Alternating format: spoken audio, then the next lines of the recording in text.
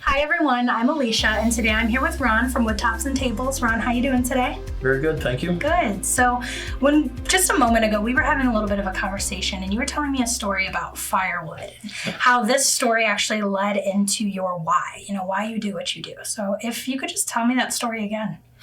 Sure, I'd be glad to.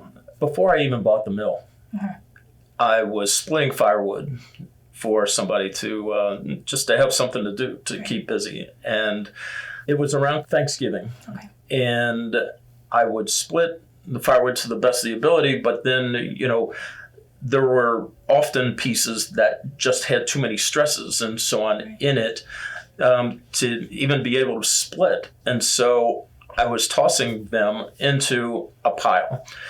And it was like with each piece I would toss into the pile, it was like I literally heard them saying, "Oh my God, I'm not even good enough to be firewood. I'm not even good enough to be burned." And it was like, no, you're not supposed to be burned. But it's not because you're not good enough. It's because you're exceptional. And so then I thought, I have to do something with a few of these pieces, not just to prove to them, but to prove to me. And so for Christmas that year, I took 3 pieces and I left half of each piece in its raw, natural split state. But then I took a grinder to the other side of that and just smoothed it out. I didn't carve it. I didn't alter the shape of it at all. I just exposed the beauty, the inherent beauty that is within the piece. And that's what I gave to my children for Christmas that year. And when I gave that to them, I made sure that they understood the story and the concept behind it, that it's the stresses within each one of us. And it's the stresses within that piece that made it so beautiful.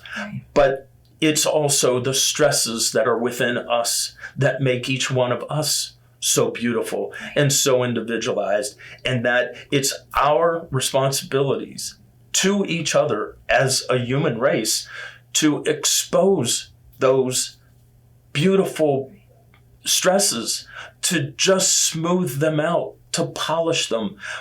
We don't have to alter them in any other way. Just accept them for what they are.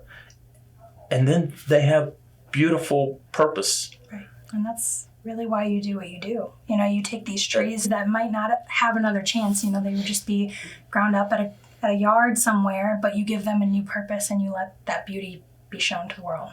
Virtually everything that I have created so far was destined to be ground into chips, to be burned into an incinerator at a greenhouse. So I do quite literally save them from the fire. Wow, that's amazing. And your passion definitely shows from what you do. And I think that passion, I'm sure, goes into each and every piece that you make. Every single one. Well, thank you so much, Ron. And if you would like to find out more or to get one of these pieces in your own home, you can contact Wood Tops and Tables. You can call them at the number on the screen, or you can visit them online at woodtopsandtables.com. Thanks so much, Ron.